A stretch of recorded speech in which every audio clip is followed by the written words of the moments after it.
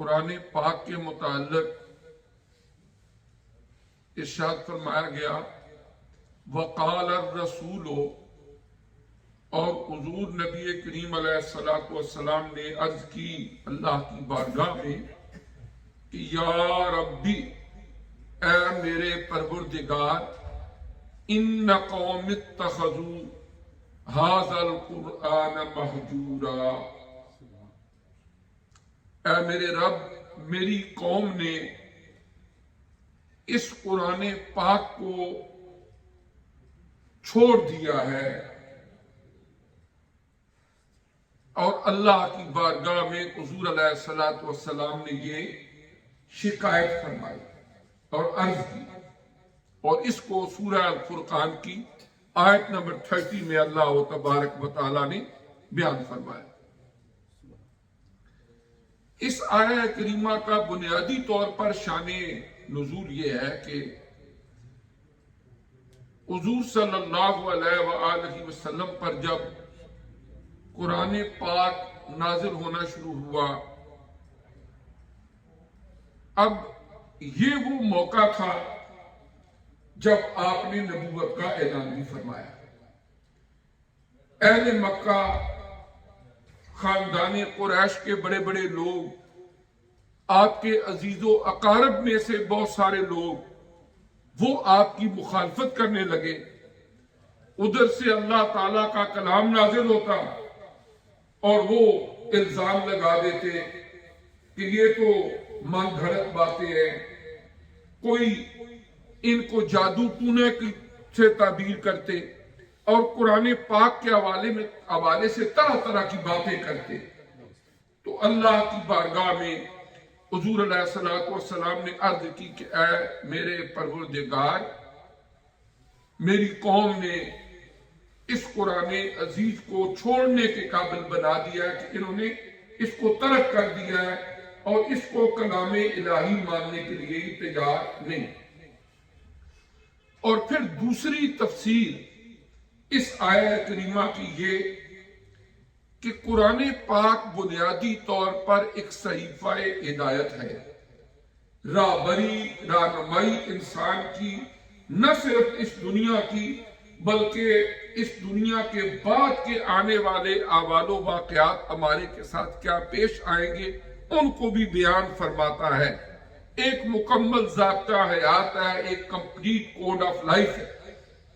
لہذا میری قوم نے آقا علیہ السلام فرما رہے ہیں کہ اس قرآن پاک کو چھوڑ دیا ہے، لہذا قیامت تک آنے والے لوگ جو اس قرآن پاک کو اپنے لیے عملی طور پر صحیفہ ہدایت نہیں بناتے، اس کی راہبری اور پیشوائی سے ہدایت حاصل کر کے اپنی زندگی نہیں گزارتے، ان سب کے لیے آقا علیہ السلام اللہ کی بارگاہ میں یہ عرض کر رہے ہیں اور شکایت کر رہے ہیں اپنی قوم کی کہ اے اللہ پاک، میری قوم نے اس قرآن پاک کو چھوڑ دیا۔ اس کانٹیکسٹ میں، اس آیہ کریمہ کی روشنی میں آج ہم چند ایک معروضات قرآن پاک اور اس سے ہمارا تعلق اس حوالے سے عرض کریں گے۔ سب سے پہلی بات تو یہ ہے کہ قرآن یہ کتاب ہے، اور اس کے کتاب ہونے پر بھی خود قرآن گواہ ہے، الف لام میم ذالک الکتاب لا ریب فیہ، اور بھی کئی مقامات پر آیا کہ یہ کتاب ہے۔ اب دنیا کے اندر ان گنت لاتعداد کتابیں پبلش ہوتی ہیں، چھپتی ہیں، وقت کے ساتھ ساتھ ایک وقت آتا ہے کہ ان کا نام و نشان مٹ جاتا ہے، کچھ ہمیشہ چھپتی بھی رہتی ہیں، لیکن دنیا کی دیگر کتابوں کے مقابلے میں اگر اس قرآن حکیم کو ہم دیکھیں تو ایک بڑا فرق یہ ہے کہ دنیا کے اندر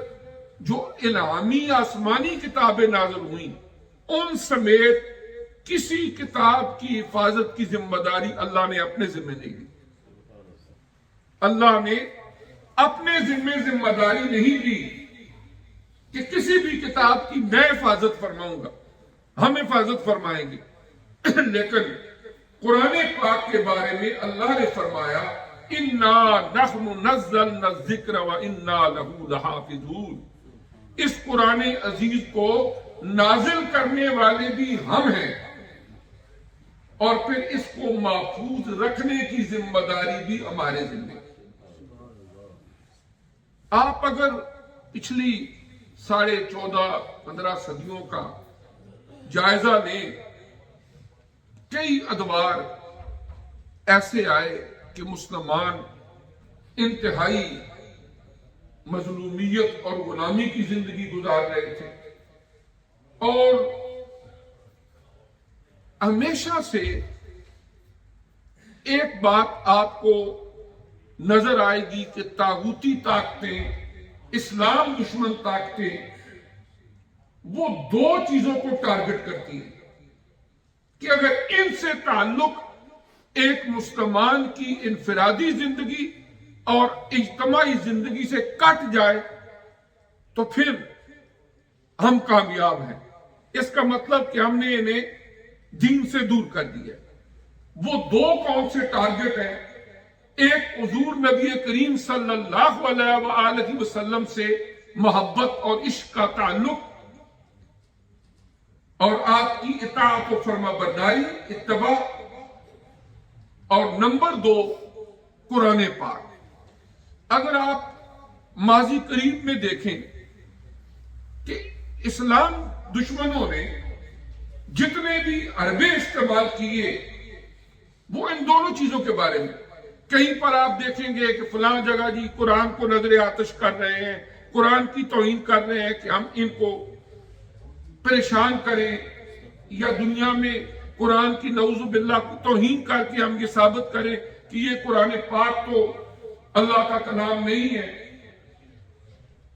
اور اس قابل کتاب نہیں ہے کہ جس کا احترام کیا جائے، اور یا پھر حضور علیہ السلام کی ذات کے طرح طرح کے کارٹونز چھاپ کے، خاکے چھاپ کے توہین کی کوشش کرنا۔ اب یہ ہے کہ قرآن پاک اللہ تبارک و تعالی نے اس کی حفاظت فرمائی، اور کس طرح فرمائی؟ ایک تو یہ کہ ہر دور کے اندر لکھوں کھا، اور اس وقت شاید ان کی تعداد کروڑوں میں ہو، کہ جن کے سینوں کے اندر اللہ نے اس قرآن کو محفوظ کر دیا۔ اب کیا ہے کہ اگر فرض کیا قرآن کے جتنے بھی نسخے ہیں، کبھی کوئی ظلم کر کے، زیادتی کر کے یہ کوشش کرے کہ میں ان کو مٹا دوں گا، تو جن سینوں میں قرآن محفوظ ہے ان کو تو مٹایا نہیں جا سکتا۔ ابتداءً یہ تھا کہ صحابہ کرام رضوان اللہ تعالی علیہم اجمعین، ان کی خاصی تعداد وہ تھی کہ جنہوں نے حفظ قرآن کیا۔ حضور علیہ السلام خود قرآن پاک کا دور حضرت جبریل امین علیہ السلام سے فرمایا کرتے تھے رمضان شریف میں۔ جس وقت حضرت سیدنا ابو بکر صدیق رضی اللہ تعالی عنہ کا دور خلافت تھا، تو مسلمہ کذاب ایک شخص تھا جس نے جھوٹی نبوت کا دعویٰ کر دیا، اور اس کے ساتھ دور صدیق اکبر رضی اللہ تعالی عنہ میں ایک جنگ ہوئی، اس کا نام ہے جنگ یمامہ۔ یمامہ وہ جگہ تھی جہاں پر کہ جنگ ہوئی تھی، اور اسی میں مسلمہ کذاب جو ہے وہ قتل ہو گیا تھا۔ اب کیا ہے کہ اس جنگ کے اندر 1200 صحابہ کرام شہید ہوئے۔ اس ایک جنگ میں 1200 صحابہ کرام شہید ہوئے، جس کے اندر ایک خاصی تعداد وہ تھی، سینکڑوں کے حساب سے، بعض روایات میں 750 آتا ہے، کہ جو حافظ قرآن تھے، جو حفاظ قرآن تھے۔ اب جب یہ صورتحال پیدا ہوئی تو صحابہ کرام کو ایک تشویش لاحق ہوئی کہ خدا نہ خواستہ اسی طرح کی صورتحال میں جن لوگوں کے سینوں میں قرآن ہے اگر وہ اسی طرح شہید ہوتے ہیں، کوئی ایسی صورت بنتی ہے، تو ہمارے پاس قرآن پاک ریٹن صورت میں بھی ہونا چاہیے، کتابی صورت میں بھی ہونا چاہیے۔ حضور نبی کریم علیہ السلام کے زمانے میں قرآن پاک دلوں میں بھی محفوظ تھا اور مختلف جگہوں کے اوپر لکھا ہوا تھا، مختلف چیزوں کے اوپر، لیکن ایک بک شیپ میں نہیں تھا جس طرح کہ آج ہمارے پاس شروع سے لے کر آخر تک ایک کتاب کی صورت میں ہے۔ حضرت ابو بکر صدیق رضی اللہ تعالی عنہ کے پاس جب صحابہ کرام آئے اور انہیں آ کے عرض کی کہ آپ خلیفۃ الرسول ہیں اور آپ کے منصب کا یہ تقاضا ہے کہ آپ ایک کمیٹی بنائیں اور قرآن پاک کے اجزاء کو جمع کر لیا جائے اور جمع کر کے ایک بک شیپ میں اس کو رکھا جائے۔ پھر آپ نے حضرت زید رضی اللہ تعالیٰ عنہ کی سربراہی میں ایک کمیٹی تشکیل دی، انہوں نے قرآن پاک کے تمام حصوں کو اکٹھا کر کے ایک کتابی شکل میں جمع کیا، اور وہی نسخہ حضرت ابو بکر صدیق رضی اللہ تعالیٰ عنہ کے پاس رہا۔ آپ کا وصال مبارک ہوا، حضرت عمر فاروق رضی اللہ تعالیٰ عنہ جب خلیفہ بنے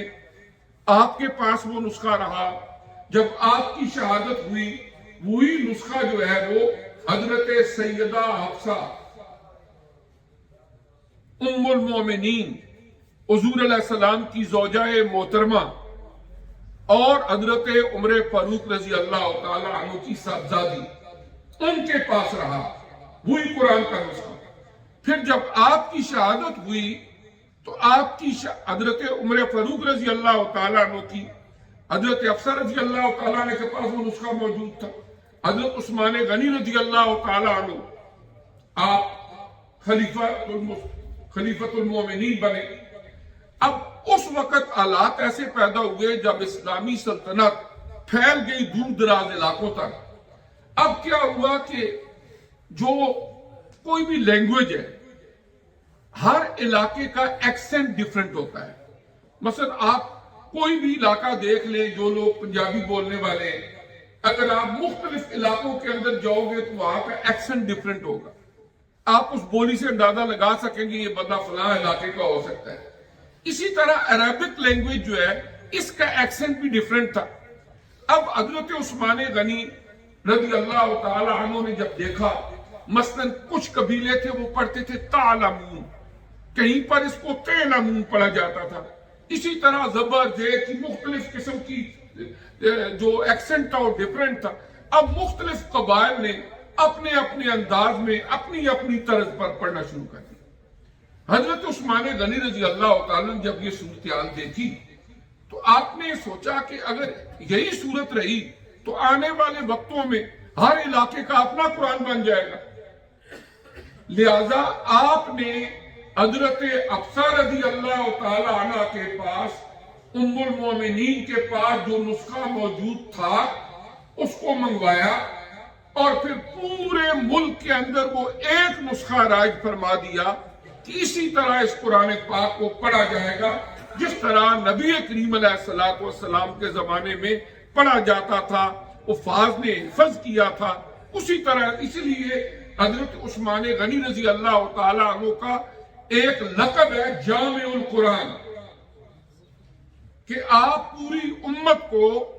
ایک قرآن پاک پر جمع کرنے والے ہیں، ورنہ اگر وہ حکمت اور دانائی سے یہ نہ کرتے تو شاید آنے والے وقتوں کے اندر مختلف علاقوں کے لوگ اپنی اپنی طرز پر قرآن پاک کی زبر زیر پیش ڈال دیتے۔ اس طرح یہ ہے کہ قرآن پاک کی حفاظت کی ذمہ داری اللہ تعالیٰ نے اپنے ذمہ لی۔ دوسری بات وہ یہ ہے کہ دو چیزیں ہمیں ذہن میں رکھنی چاہیے، ایک ہے قرآن پاک کی برکات، اس کے فضائل، اور ایک ہے قرآن پاک کے نزول کا مقصد۔ فضائل وہ علیحدہ چیز ہے اور مقصد وہ علیحدہ ہے۔ بسا اوقات ہم صرف قرآن پاک کی جو برکات ہیں ان کو ہی مقصد بنا لیتے ہیں، جبکہ قرآن پاک صرف اس مقصد کے لیے نازل نہیں ہوا تھا۔ مثلاً اس کی میں آپ کو مثال دیتا ہوں، قرآن پاک کی جب تلاوت کی جائے اور پھر قرآن پاک تلاوت کر کے آپ کسی زندہ یا فوت شدہ شخص کو اس کا ایصال ثواب کرتے ہیں تو حدیث میں ہے،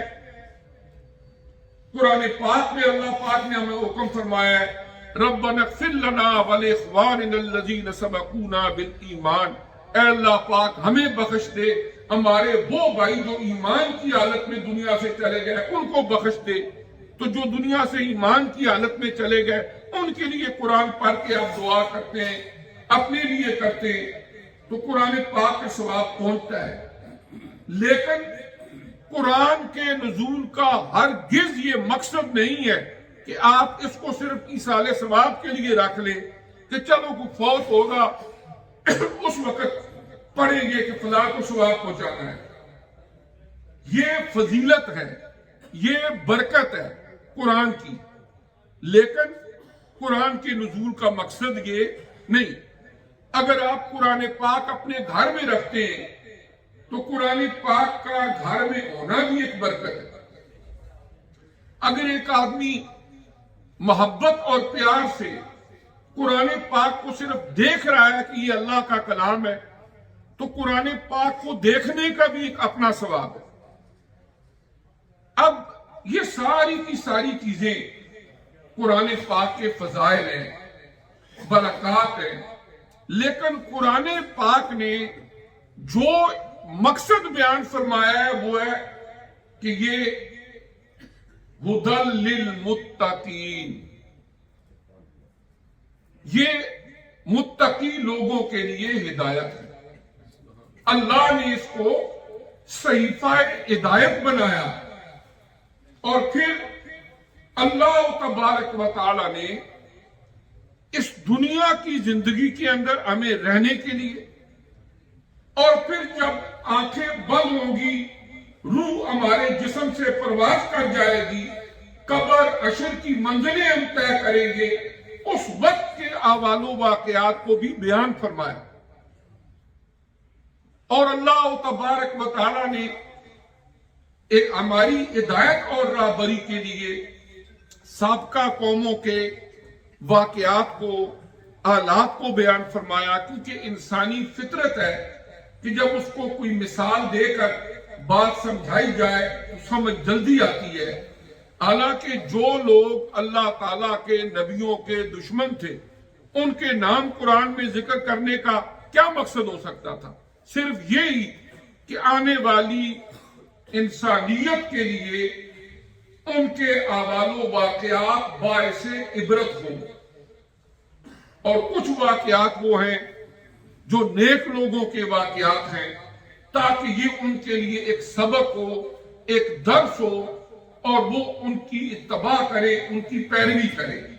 اور جو بالآخر ان کا انجام ہوا اس انجام پر وہ نظر رکھے۔ تو اللہ تبارک و تعالیٰ نے قرآن عزیز کو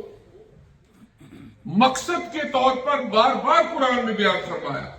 کہ یہ صحیفہ ہدایت ہے، کہ اللہ تعالیٰ نے اس میں تمہارے لیے راہبری رکھی ہے، رہنمائی رکھی ہے۔ حضور نبی کریم صلی اللہ علیہ وآلہ وسلم آپ صاحب قرآن ہیں، آپ کے قلب اطہر پر اللہ نے قرآن کو نازل فرمایا۔ ایک تحریری صورت میں، ایک اسکرپٹ کے طور پر اگر کوئی ہمارا دین اسلام کا آئین، ضابطہ، قانون ہے تو وہ قرآن پاک کی صورت میں ہے، اور اس کی کوئی عملی تصویر ہے تو وہ نبی کریم علیہ السلام کی سیرت طیبہ ہے۔ مثلا قرآن حکم فرماتا ہے اقیم الصلاۃ، نماز قائم کرو، اور آقا علیہ السلام فرماتے ہیں صلو کما رأیتمونی اصلی، نماز ایسے پڑھا کرو جیسے تم مجھے دیکھتے ہو میں نماز پڑھتا ہوں۔ قرآن نے حکم دے دیا نماز قائم کرو، آقا علیہ السلام نے فرمایا جیسے مجھے دیکھتے ہو میں نماز پڑھتا ہوں تم ایسے نماز کی ادائیگی کیا کرو۔ اور یہ دونوں لازم و ملزوم ہے، کسی ایک کو بھی چھوڑ دیا جائے تو دین اسلام کی تعلیمات پر عمل کرنا ممکن نہیں۔ قرآن پاک اور نبی کریم علیہ السلام کی سیرت طیبہ، مثال کے طور پر آپ دیکھیں، نماز کو ہی آپ دیکھ لیں، اللہ نے حکم دے دیا نماز قائم کرو، اوقات کا بھی اجمالاً ذکر فرما دیا، لیکن ان نمازوں کے صحیح اوقات کا تعین، نماز کی ادائیگی کا پورا طریقہ کار اور اس کا سلیقہ، ان کے فرائض، واجبات، سنتیں، مستحبات، یہ ہمیں حضور نبی کریم علیہ السلام کی سیرت طیبہ سے ملتے ہیں، اور بنیادی طور پر اس کی فرضیت اللہ نے قرآن میں ذکر فرمائی۔ اللہ نے زکوٰۃ کی ادائیگی ہمارے اوپر فرض کی، لیکن قرآن پاک میں اس کی ساری تفصیلات نہیں ہیں کہ آپ کے پاس سونا ہو تو کتنی زکوٰۃ ہوگی، آپ کے پاس نقدی ہو تو کتنی زکوٰۃ ہوگی، آپ کے پاس جانور ہو تو کس طرح زکوٰۃ دو گے،